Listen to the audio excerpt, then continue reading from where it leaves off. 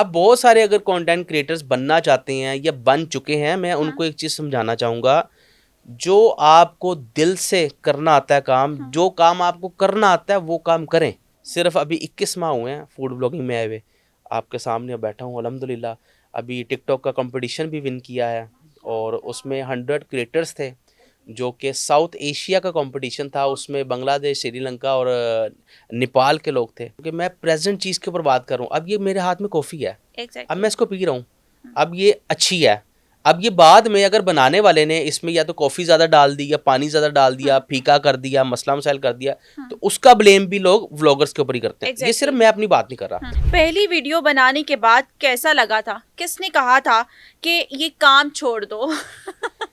हाँ, किसी ने भी नहीं कहा था, अच्छा। किसी ने भी नहीं कहा था। हाँ, मुझे ये होता था कि जब मैं कंटेंट क्रिएशन में जब आया था ना, तो मुझे हाँ, ये होता था कि मैं अगर ये वीडियो बना रहा हूँ, मेरे लफ्ज़ सही नहीं निकल रहे, हम्म।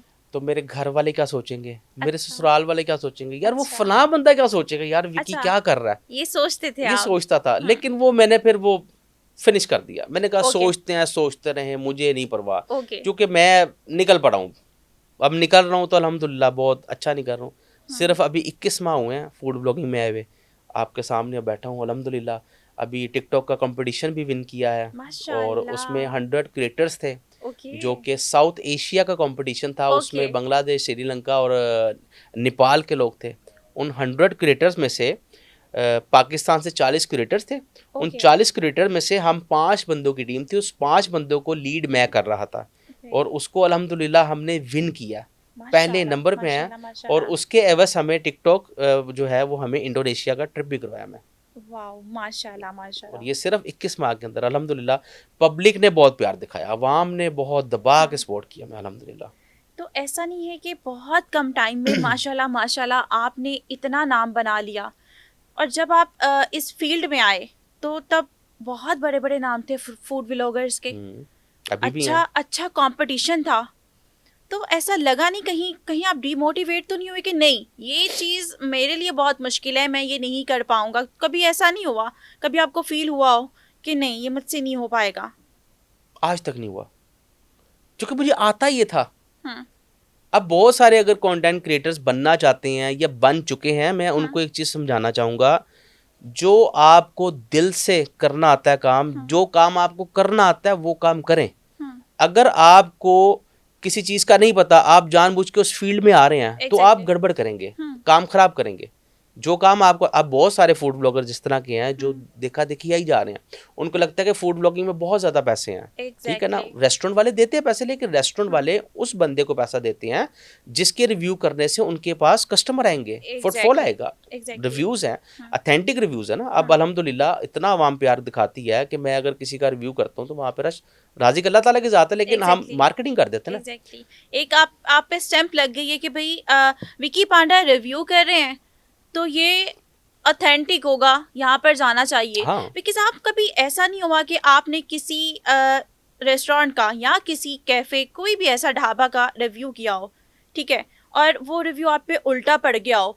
हुँ, लाइक आपको अच्छी चीज़ दी गई हो और हुँ, आपको एक अच्छी क्वांटिटी में चीज़ दी गई हो हुँ।